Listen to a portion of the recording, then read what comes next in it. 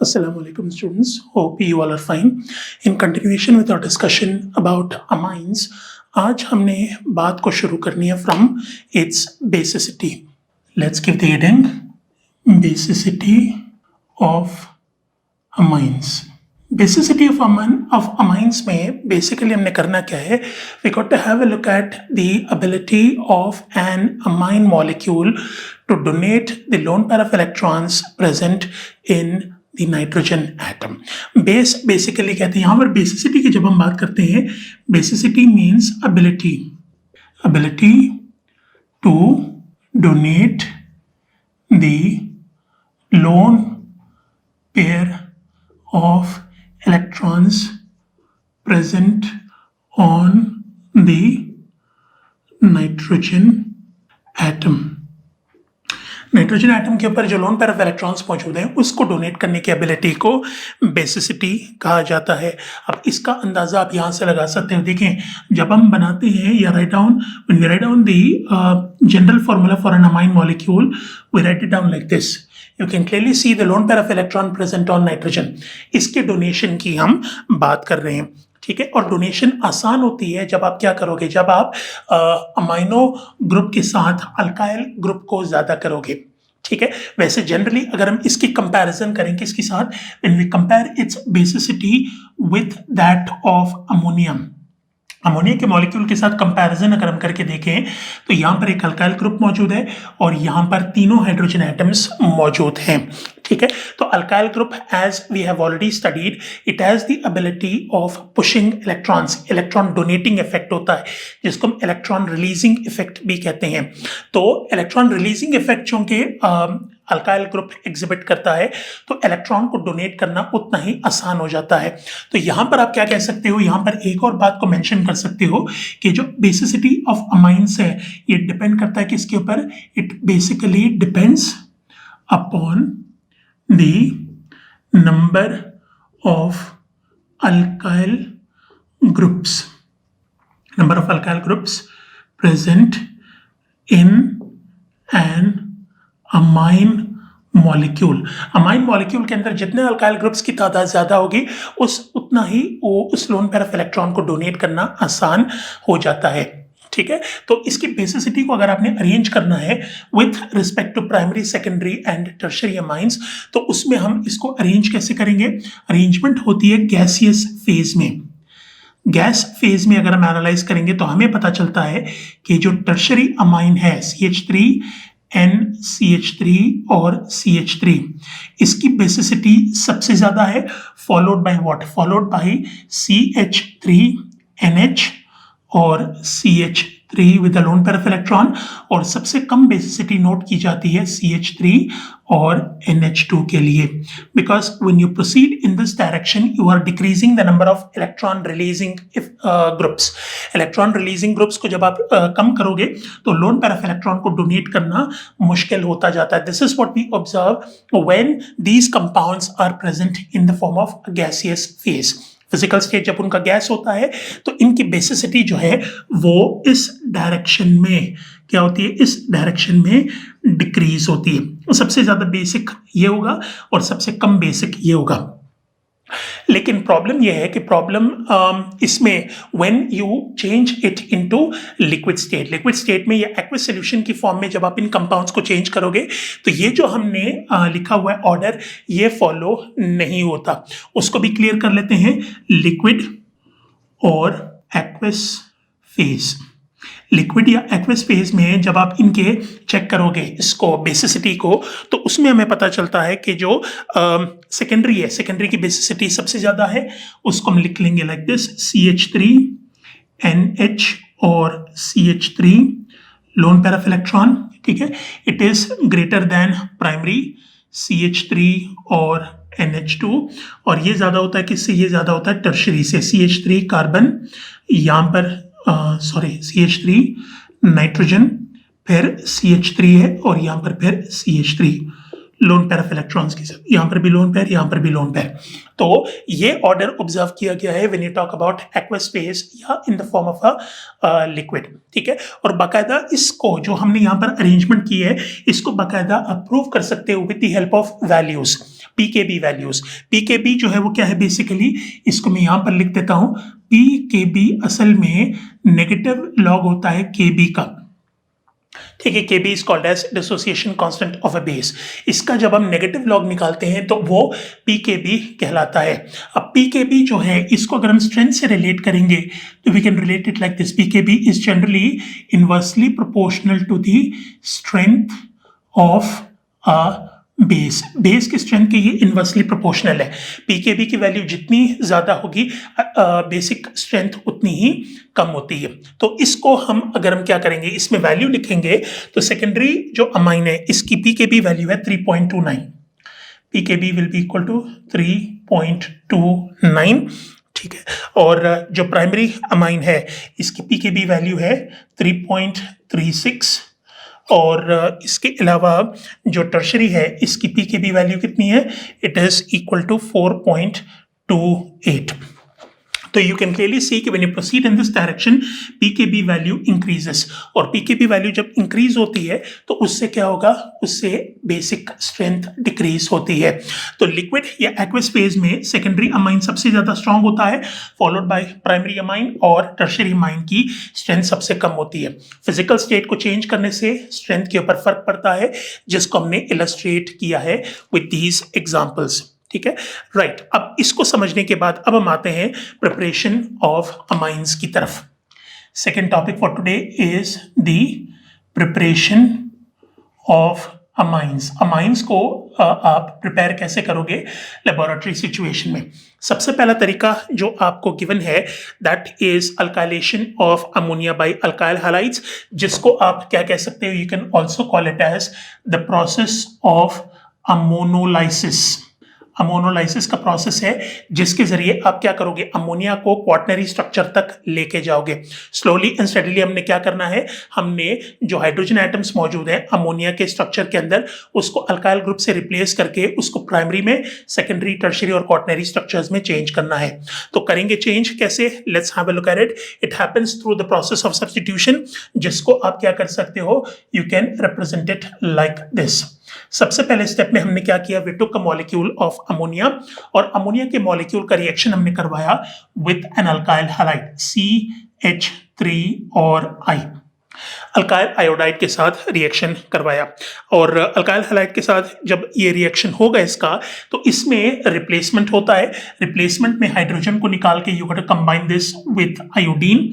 Iodine के साथ जब कंबाइन करोगे तो you will get a molecule of hydrogen iodide plus क्या होगा, हाइड्रोजन को रिमूव करने के बाद इसकी जगह आपने CH3 को उठा के इस मॉलिक्यूल पर जब अटैच किया, you are going to get CH3 single bond NH2। This is step number 1।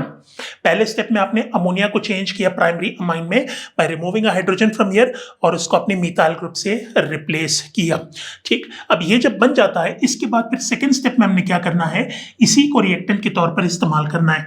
Will take a molecule of primary amine like this and we'll try to combine it with another molecule of CH3 and I। Methyl iodide के साथ हम इसको react करवाने की कोशिश करेंगे। जब हम रिएक्ट करवाते हैं तो यहाँ से हाइड्रोजन निकलेगा, आयोडीन के साथ कंबाइन होगा, और CH3 को उठा के आपने कंबाइन करना किसके साथ, you got to combine it with nitrogen. Nitrogen के साथ जब कंबाइन करते हैं तो उससे प्रोडक्ट ये मिलेगा, CH3 सिंगल बॉन्ड NH, फिर CH3 हो जाता है लोन पेयर ऑफ इलेक्ट्रॉन, और इसके साथ एक और मॉलिक्यूल मिल जाता है हाइड्रोजन आयोडाइड का। This is step number 2। पहले प्राइमरी अमाइन प्रोड्यूस हुआ, प्राइमरी अमाइन को दोबारा जब अल्काइल हैलाइड के साथ रिएक्शन करवाओगे तो सेकेंडरी अमाइन में ये चेंज हो जाता है।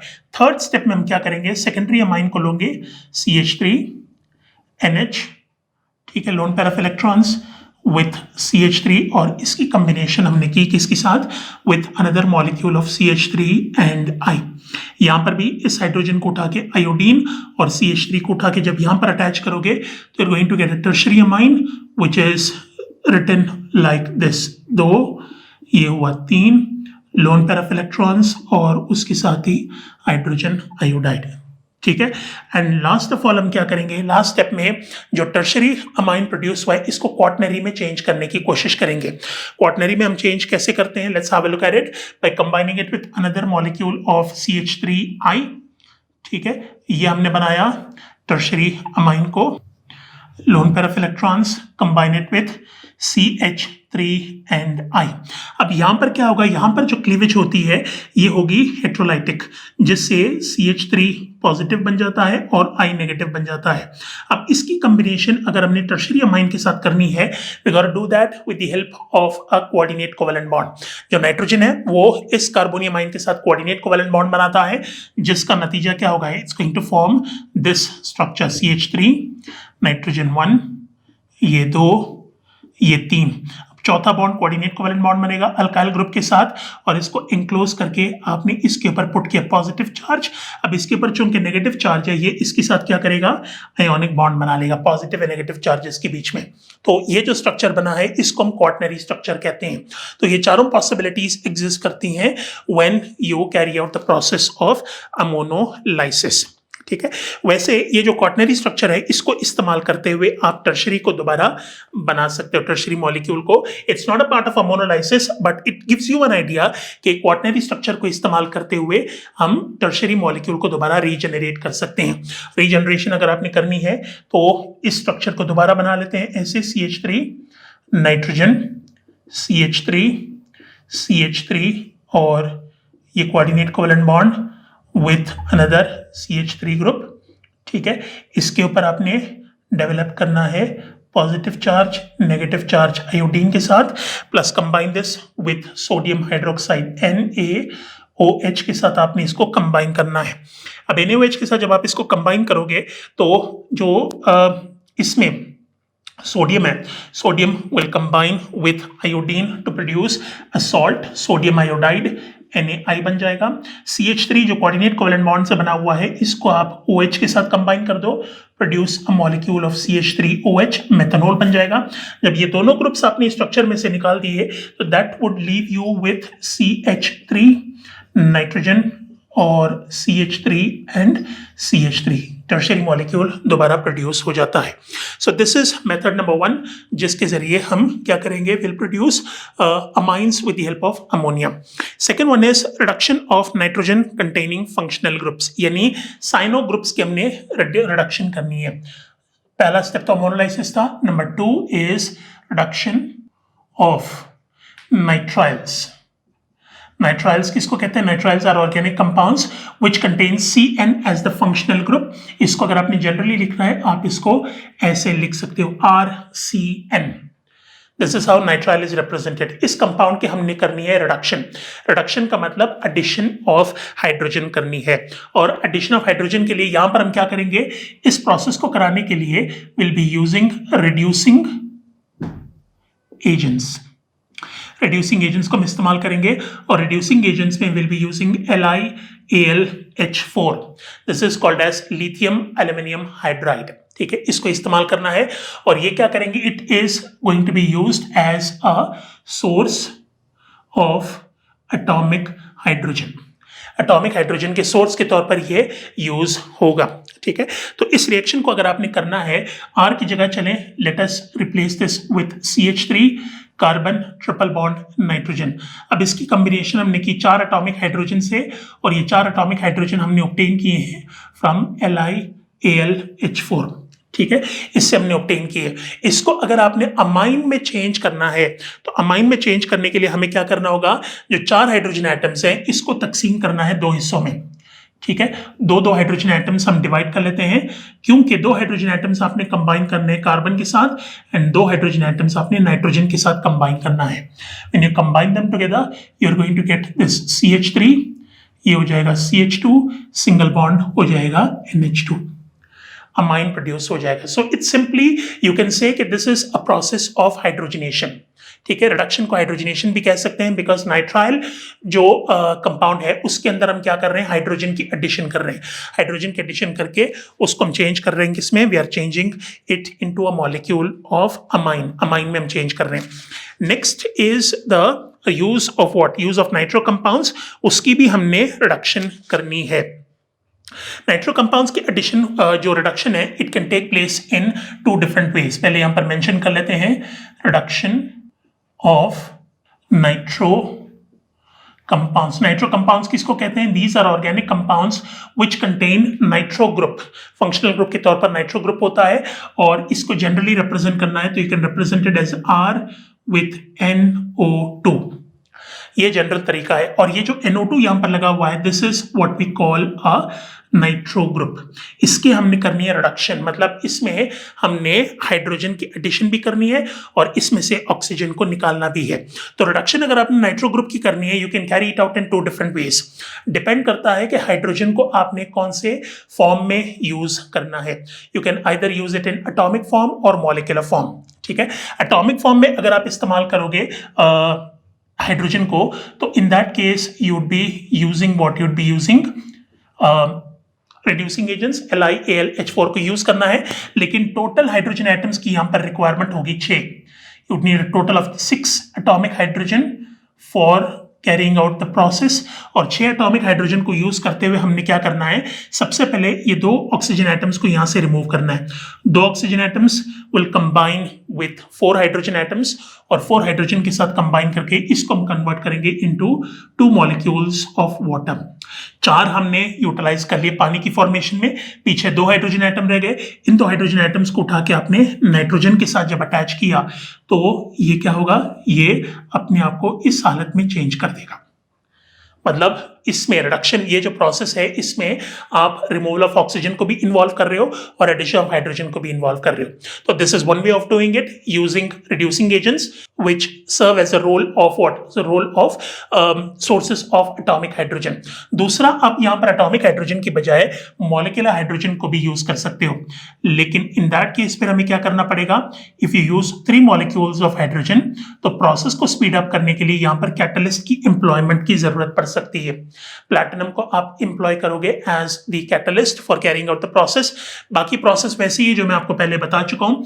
2 ऑक्सीजन एटम्स को कंबाइन करना है 4 हाइड्रोजन के साथ, 2 मॉलिक्यूल्स आपको पानी के मिलेंगे अलॉन्ग विथ व्हाट, जो बाकी हाइड्रोजन एटम्स रह गए हैं उसकी कॉम्बिनेशन जब इसके साथ करोगे नाइट्रोजन के साथ, you are going to get this CH3 with NH2 and ये result is pretty much the same. सिर्फ फर्क ये है कि आपने इसको प्रोड्यूस कैसे करना है, एटॉमिक फॉर्म के जरिए या मॉलिक्यूलर फॉर्म के जरिए। Last is the reduction of amides.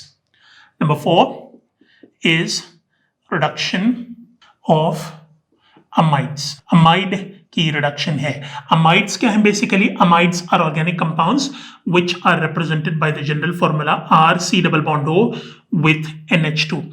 इसको अमाइड कहा जाता है। कार्बोनाइल ग्रुप जब अमाइनो ग्रुप के साथ कंबाइन कर जाता है तो इससे जो ग्रुप बनेगा उसको हम अमाइड कहते हैं। This is what we call an amide. ठीक है, तो इस अमाइड की हमने रिडक्शन करनी है। Again, in order to reduce this molecule we'll be using reducing agents LiAlH4 को इस्तेमाल करना है, लेकिन एटॉमिक हाइड्रोजन की यहां पर रिक्वायरमेंट होगी तकरीबन 4 एटम्स की, CH3 double bond O and NH2। 4 hydrogen atoms की रिक्वायरमेंट इसलिए है बिकॉज इसमें LiAlH4 को मेंशन कर लेते हैं, इस एटॉमिक हाइड्रोजन का सोर्स है। इसको भी डिवाइड कर लो 2 हिस्सों में, 2 हाइड्रोजन अलग, 2 हाइड्रोजन अलग। सबसे पहले क्या करना है, यहां से इस ऑक्सीजन को निकालना है by combining it with these 2 hydrogen atoms. It will produce a molecule of water H2O और 2 हाइड्रोजन एटम्स को उठा के आपने यहां पर जब अटैच किया तो it results in the formation of the CH3, CH2 and NH2। तो it is again essentially the replacement of oxygen with hydrogen. Oxygen को निकालना है पहले पानी के मॉलिक्यूल की फॉर्म में और बाकी जो हाइड्रोजन एटम्स रह गए उसको उठा के आपने उसी कार्बन पर लगाना है जिसमें से हमने ऑक्सीजन को निकाला है। ठीक है, तो with that your preparation of amine is completed. अब हम आएंगे इसकी रिएक्टिविटी और इसके रिएक्शंस की तरफ। अमाइंस की रिएक्टिविटी को जब हम एनालाइज करते हैं तो हमें पता चलता है कि amine has the ability of behaving as both nucleophile as well as a base. ठीक है, तो इसको हम इस तरीके से पुट कर लेते हैं RNH2। इसमें आपने लोन पैरा इलेक्ट्रॉन को हाईलाइट कर दिया। हाईलाइट करने के बाद फिर हमने इसको बाइफरकेट किया 2 हिस्सों में। ये न्यूक्लियोफाइल के तौर पर भी बिहेव कर सकता है, ये बेस के तौर पर भी बिहेव कर सकता है। ये बात हम ऑलरेडी डिस्कस कर चुके हैं अल्काइल हैलाइड्स में कि nucleophiles are basically species which specifically target electrophilic carbon, carbon को जो टारगेट करते हैं वो न्यूक्लियोफाइल्स कहलाते हैं, and base have the ability of targeting hydrogen, जो हाइड्रोजन को एक्सेप्ट करने की एबिलिटी रखता है तो वो बेस के तौर पर बिहेव करेगा। मतलब इसमें इलेक्ट्रोफिलिक कार्बन को टारगेट करने की भी एबिलिटी मौजूद है, and it also has the ability of accepting proton, दोनों एबिलिटीज इसके अंदर मौजूद होती हैं। ठीक है, तो ये इनकी रिएक्टिविटी का अंदाजा आपको देता है कि ये दोनों तरीके से एक्ट कर सकते हैं। ठीक है, तो रिएक्शन ऑफ अमाइंस में सबसे पहले हमने क्या करना है, we got to have a look at what, we got to have a look at the alkylation of amines by alkyl halides. तकरीबन वही रिएक्शन है जो हम ऑलरेडी क्या कर चुके हैं, we have already studied this for what, we have already studied this for the preparation of amines में ये चीज हमने देख ली है कि अगर आपके पास क्या मौजूद हो, if you have a primary amine अगर मौजूद है, इसका रिएक्शन अगर आप क्या करोगे, if you carry it out with the help of an alkyl halide molecule, तो ये अपने आप किस में चेंज करेगा, it is going to change into a secondary amine. Primary amine की जब अल्काइलेशन होती है तो वो सेकेंडरी अमाइन में चेंज होता है। सेकेंडरी अमाइन को भी अगर हम रिएक्ट करेंगे किसके साथ, when we combine it with an alkyl halide, तो इससे क्या प्रोड्यूस होगा, इससे टर्शरी अमाइन प्रोड्यूस होगा। और टर्शरी अमाइन की भी अगर हम क्या करें, if we combine it with an alkyl halide molecule, तो इससे जो प्रोड्यूस होता है ये कौन सा होगा, it will be a quaternary structure, quaternary amine will be produced.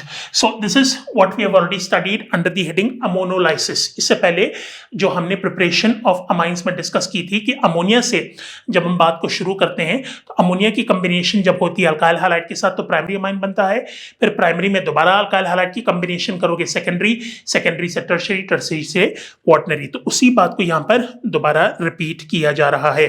ठीक है, तो this is one thing which you have already studied. Let's move on to the second reaction which is reactions of amines with aldehydes and ketones. ठीक है, right, तो इसमें हमने क्या करना है, we got to have a look at the production of Schiff's base. ठीक है, यहां पर हम हेडिंग क्या कर लेते हैं, इसको मैं मिटा देता हूं। Let's have a look at the preparation of Schiff's base. Schiff's base की अगर आपने प्रिपरेशन करनी है, Schiff's base में क्या होता है, basically a double covalent bond exists between carbon and nitrogen. ठीक है, ये इसकी सबसे बड़ी निशानी होती है। If you want to identify a Schiff's base, you got to identify it by the presence of double covalent bond between carbon and nitrogen. ठीक है, इसको अगर आपने प्रिपेयर करना है तो Schiff's base can be prepared in 2 steps. सबसे पहले स्टेप में आपने क्या करना है, you got to take a primary amine and you got to combine it with an aldehyde. ठीक है, प्राइमरी अमाइन में हम एग्जांपल ले लेते हैं इथाइल अमाइन की, CH3 CH2 और NH2, और इसकी कॉम्बिनेशन हमने की किसके साथ, with an aldehyde CH3 double bond O and H। ठीक है, एल्डिहाइड के साथ हमने इसको कंबाइन किया। कॉम्बिनेशन से क्या होगा, सबसे पहले you are going to get an intermediate which is called as carbinol amine. Carbinol amine में होगा क्या, बेसिकली ये जो हाइड्रोजन है, हाइड्रोजन को उठा के यहां से हाइड्रोजन को निकाल के आपने इसकी कॉम्बिनेशन करनी है विद दिस ऑक्सीजन। ऑक्सीजन के साथ जब कंबाइन करोगे डबल कोवेलेंट बॉन्ड टूट के सिंगल कोवेलेंट बॉन्ड में चेंज हो जाता है, और जो NH ग्रुप है बाकी पूरा का पूरा मॉलिक्यूल, इसको उठा के आप अटैच करोगे इस इलेक्ट्रोफिलिक कार्बन के साथ। तो this is what you need to do in the first step. NH2 को कर लो 2 हिस्सों में, इसमें से हाइड्रोजन को निकाल के कंबाइन करो ऑक्सीजन के साथ, और बाकी जो पूरा का पूरा मॉलिक्यूल है उसको उठा के अपने CH के साथ अटैच किया। Now once you do that, what will you get, you will get a structure which will probably look like this, CH3 CH2, यहां पर रह जाएगा NH का कोवेलेंट बॉन्ड बनता है कार्बन के साथ, इसमें जो ये CH3 था इसको उठा के हम नीचे यहां पर बना लेते हैं ऐसे। ठीक है, हाइड्रोजन, और ऊपर बन जाएगा OH। ये जो इंटरमीडिएट प्रोड्यूस हुआ है इसको हम क्या कहते हैं, we call this as a molecule of carbinol amine.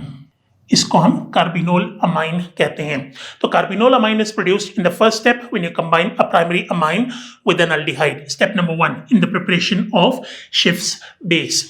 ठीक है, अब स्टेप नंबर 2 में हमने क्या करना है, Schiff's base की हमने करनी होगी डिहाइड्रेशन। इसमें से हमने पानी को निकालना है, और पानी को रिमूव कैसे करेंगे, let's have a look. CH3 CH2 nitrogen, इसमें से हाइड्रोजन को अलग करके लिख लेता हूं, कार्बन, ये रहा OH, इसके साथ हाइड्रोजन, ये रहा CH3। अब हमने क्या करना है, अब हमने इन दोनों को रिमूव करना है। This is what we need to target and this is what we need to remove from this molecule. ठीक है, जब हम रिमूव करेंगे तो रिमूव करने पे क्या होगा, रिमूव करने पे आपको शिफ्ट बेस मिलेगा। तो इसको रिमूव करने के लिए हमने हीट प्रोवाइड करनी है, डिहाइड्रेशन करनी है, HNOH को इन दोनों पोजीशंस में से रिमूव करना है। रिमूव करेंगे तो ये आपस में कंबाइन करके पानी का मॉलिक्यूल बना लेते हैं, और पानी का मॉलिक्यूल जब बनेंगे तो कार्बन नाइट्रोजन के दरमियान सिंगल कोवेलेंट बॉन्ड चेंज हो जाएगा डबल कोवेलेंट बॉन्ड में। तो you are going to get this CH3 CH2, ठीक है, नाइट्रोजन और कार्बन के दरमियान डबल कोवेलेंट बॉन्ड बन जाएगा, एंड यहाँ पर कार्बन के साथ H और CH3 लगा हुआ नजर आएगा। तो ये जो मॉलिक्यूल बना है इसको हम क्या कहेंगे, will call it as Schiff's base. और ये बहुत ही इंपॉर्टेंट रिएजेंट है, it is used in various organic compounds reactions में, इसको कैटलिस्ट के तौर पर इस्तेमाल किया जाता है। ठीक है, इसी तरीके से आप क्या कर सकते हो, you can also produce what, you can also produce Schiff's base if you use a ketone as well. ये तो अल्डिहाइड से हमने प्रोड्यूस करने की कोशिश की, कीटोन से अगर आपने बनाना है तो उसको भी ऐसे ही प्रोड्यूस करोगे।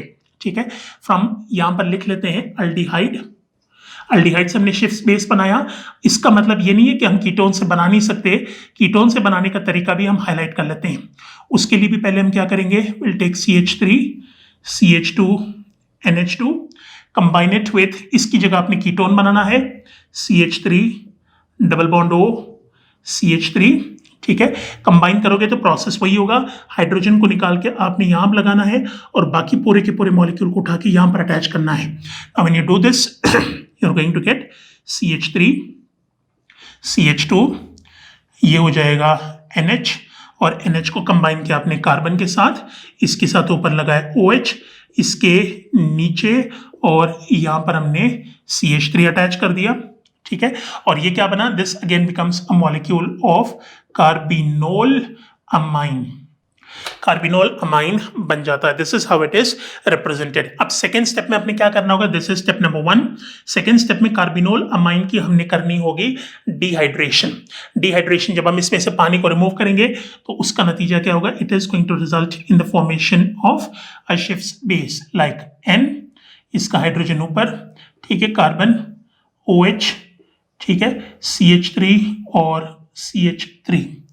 ठीक, इसको हमने डिहाइड्रेट करना with the help of heat, तो ये HNOH यहाँ से रिमूव हो जाएंगे, रिमूव होके पानी बना लेंगे H2O प्लस, क्या होगा, कार्बन और नाइट्रोजन के बीच में single covalent bond will change into a double covalent bond, जिससे आप इसको ऐसे लिखोगे, नाइट्रोजन डबल बॉन्ड कार्बन, ठीक है, CH3 यहाँ पर और CH3 यहाँ पर। तो this is again a shifts base produced by what? Produced by the combination of a ketone with an amine. ठीक है, तो ये एक बहुत इंपॉर्टेंट रिएक्शन है, एग्जामिनेशन पॉइंट ऑफ व्यू के हवाले से आपसे पूछ सकते हैं कि describe the formation of Schiff's base, तो you have to describe it like this. ठीक है, ये हो गया कंप्लीट इसका। Then you got the preparation of what, preparation of amides. Amide जैसे मैं आपको बता चुका हूं पहले, इट इज अ कंपाउंड जिसमें अमाइनो ग्रुप कंबाइन होता है किसके साथ, कार्बोनाइल ग्रुप के साथ। When you combine them together it is going to result in the formation of an amide. अब इस अमाइड को प्रिपेयर कैसे करोगे, अमाइड को प्रिपेयर करने के लिए हेडिंग पहले दे देता हूं यहां पर, प्रिपरेशन ऑफ अमाइड्स। अमाइड की प्रिपरेशन है, और अमाइड को प्रिपेयर करने के लिए आपने अमाइन को कंबाइन करना है with what, with acid halide molecules. तो पहले हमने अल्काइल अमाइन को लिखा CH3 CH2 NH2 प्लस, इसके साथ आपने क्या करना है, कंबाइन करना है एसिड हैलाइड को, जिसमें you got an alkyl group combine with C double bond carbonyl, और यहाँ पर क्या मौजूद है, क्लोरीन मौजूद है।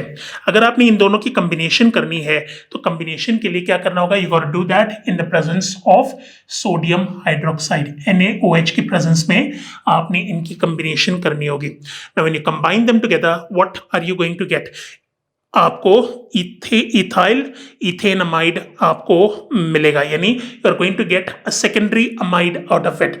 सेकेंडरी अमाइड की फॉर्मेशन होती कैसे है, लाइक दिस सी। उसके लिए आपने हाइड्रोजन को यहां से निकालना है and you got to combine this with Cl। Hydrogen को Cl के साथ जब कंबाइन करोगे तो you are going to get a molecule of HCl plus. Now when this happens, आपने फिर क्या करना होगा, ये जो ग्रुप है इसको उठा के अटैच करना है with what, with this group. तो आपने CH3 C डबल बॉन्डों को लिखा, इस तरफ वैलेंसी खाली है, तो यहां पर NH2 में से जब हाइड्रोजन को निकाल दिया आपने, you are left with NH को यहां पर अटैच किया along with CH2 along with CH3। This is an amide, लेकिन फर्क ये है कि ये क्या है, ये सेकेंडरी अमाइड को इंडिकेट करता है। सेकेंडरी अमाइड्स की फॉर्मेशन के लिए जो अमाइड होगा, प्राइमरी अमाइड होगा, उसमें से आपने हाइड्रोजन को एक अल्काइल ग्रुप से रिप्लेस करना है। That's what we have done over here. If you have a look, देखें ये एक अल्काइल ग्रुप है और ये एक अल्काइल ग्रुप है, ठीक है। दो अल्काइल ग्रुप्स जब मौजूद हो अमाइड के अंदर, तो इसको आप क्लासिफाई कैसे करोगे, you will classify it as a secondary amide. Secondary amide के तौर पर आपने इसको क्लासिफाई करना है, ठीक है। और बाकी रही बात NaOH की, NaOH को इस्तेमाल इसलिए किया गया था कि ये हाइड्रोक्लोरिक एसिड को न्यूट्रलाइज कर सके।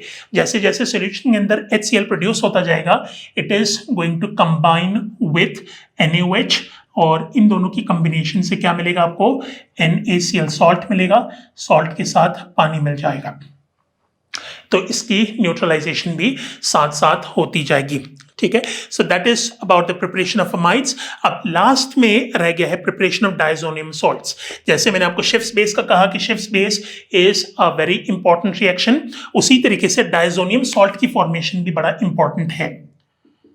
डायजोनियम सॉल्ट, इसकी प्रिपरेशन भी बड़ी इंपॉर्टेंट है। डायजोनियम सॉल्ट को अगर आपने जनरली रिप्रेजेंट करना है, you can represent it with the help of this RC triple bond, sorry it's RN triple bond N, और इसके ऊपर पॉजिटिव होता है। This is how you represent generally a diazonium salt. Diazonium salt का general formula ये है, और ये बड़ा इंपॉर्टेंट इसलिए है बिकॉज इसकी काफी सारी प्रैक्टिकल एप्लीकेशंस हैं, ठीक है। तो डायजोनियम सॉल्ट्स की अगर आपने प्रोडक्शन को क्या करना है, if you want to represent it, तो you can represent it like this. इसके लिए आपको एक प्राइमरी अमाइन चाहिए। अमाइंस को जनरली हम रिप्रेजेंट कर सकते हैं लाइक दिस, RNH2। इसकी कॉम्बिनेशन हमने करनी है with what, with HNO2। This represents a molecule of nitrous acid. Nitrous acid का मॉलिक्यूल है, और नाइट्रस एसिड मॉलिक्यूल के साथ आपने क्या करना है, आपने इसको कंबाइन करना है HCl के साथ। अब HCl के साथ जब कंबाइन करोगे तो इसका रिजल्ट क्या होगा, सबसे पहले तो आपने यहां से जो NH2 है, यहां से आपने हाइड्रोजन को निकालना है, ठीक है। ये दो हाइड्रोजन एटम्स यहां से रिमूव करेंगे, एक हाइड्रोजन यहां से निकलेगा और एक हाइड्रोजन यहां से निकलेगा, टोटल 4 हाइड्रोजन एटम्स हो गए, ठीक है। तो 4 हाइड्रोजन एटम्स क्या करेंगे, इनको रिमूव करके कलेक्टिवली इनकी कॉम्बिनेशन करनी है with the 2 oxygen atoms present in nitrous acid. Now when you do this, 4 hydrogen atoms ये हो गए, 2 oxygen atoms ये हो गए, when they combine together you are going to get 2 molecules of water. पानी के 2 मॉलिक्यूल्स आपको मिल गए। अब पानी के 2 मॉलिक्यूल्स के साथ साथ क्लोरीन आपको मिलेगा नेगेटिव आयन की हालत में, ठीक है। तो इसको इस्तेमाल करने के लिए नाइट्रोजन को उठा के क्या करो, combine it with this species and you are going to get R। Nitrogen पहले से मौजूद था, दूसरा नाइट्रोजन इसके साथ जब ट्रिपल कोवेलेंट बॉन्ड बनाएगा तो इसके ऊपर डेवलप हो जाता है positive charge. Because covalent bond का जहां तक ताल्लुक है, नाइट्रोजन जो है वो 3 से ज्यादा कोवेलेंट बॉन्ड नहीं बना सकता, 4 बनाता है तो उसके ऊपर पॉजिटिव चार्ज डेवलप हो जाता है। तो इस पॉजिटिव चार्ज का क्या होगा, इस पॉजिटिव चार्ज का नेगेटिव क्लोरीन के साथ अट्रैक्शन डेवलप हो जाता है, और इसको हम क्या कहते हैं, this is what we call the salt, ठीक है, because of the presence of positive and negative charges in it. तो डायजोनियम सॉल्ट को प्रिपेयर करने का तरीका ये है। ये जो कंपाउंड बना है, this is extremely unstable, highly unstable molecule, बहुत ज्यादा अनस्टेबल होता है, और डिकम्पोज होके क्या करेंगे, they lose nitrogen and they convert themselves into carbocations. तो अगर आपने इसकी डिकम्पोजिशन को शो करना है, ये जो मॉलिक्यूल है, let me write it down again over here, RN triple bond N with a positive charge, और इनक्लोज के इसको ब्रैकेट में अलॉन्ग विथ Cl नेगेटिव। इसकी डिकम्पोजिशन जब होती है तो nitrogen gets eliminated from it. Nitrogen का मॉलिक्यूल को पूरा का पूरा जब एलिमिनेट हो जाता है तो it is liberated in the form of nitrogen gas, जिसकी वजह से R के ऊपर आ जाएगा पॉजिटिव चार्ज, कार्बोकैटाइन बन जाता है, और कार्बोकैटाइन के साथ आपको क्या मिलेगा, Cl नेगेटिव मिलेगा, क्लोराइड आयन आपको मिलेगा, ठीक है.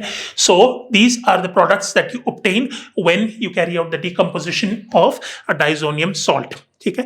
अब ये जो कार्बोकैटाइन प्रोड्यूस हुआ है, इसकी कॉम्बिनेशन आप किसके साथ करते हो, ये फिर आगे प्रोडक्ट को डिसाइड करेगा. मतलब ये जो है, ये कार्बोकैटाइन्स अल्कीन्स भी बना सकते हैं, अल्कोहल्स भी बना सकते हैं और अल्काइल हैलाइड्स भी बना सकते हैं. सबसे पहले आसान तरीके की तरफ जाते हैं. RnCl, R positive and Cl negative, इनकी आपस में कॉम्बिनेशन जब होती है, you will get a molecule of alkyl chloride. ठीक है, अल्काइल हैलाइड का मॉलिक्यूल बन सकता है. और इसी R पॉजिटिव की कॉम्बिनेशन अगर हम करें H2O के साथ, पानी के साथ करें, तो पानी अपने आप को स्प्लिट करेगा H पॉजिटिव में और OH नेगेटिव में. ये आके जब कार्बोकैटाइन के साथ कंबाइन करता है, it will give you ROH, alcohol का मॉलिक्यूल मिलेगा. और लास्ट ऑफ ऑल इसी अल्काइल जो कार्बोकैटाइन है, इसकी अगर हम क्या करें, इसमें से एक हाइड्रोजन एटम को जब हम रिमूव करें, तो it has the ability of converting itself into alkenes as well. इसको अल्कीन्स में और H पॉजिटिव में भी कन्वर्ट किया जा सकता है. तो पॉसिबिलिटीज काफी सारी हैं as far as the final product is concerned, जो आप अल्काइल जो कार्बोकैटाइन है उसमें से बना सकते हो. डिपेंड करता है कि आपने कौन से कंपाउंड को प्रोड्यूस करना है. ठीक है. तो विद दैट और discussion about amine is complete, और अमाइंस के साथ ही ये चैप्टर पूरा का पूरा हो गया कंप्लीट. नेक्स्ट टाइम हम क्या करेंगे, hopefully we will start the chapter number 18 which is about alcohols, phenols and ethers. Until then, अल्लाह हाफिज.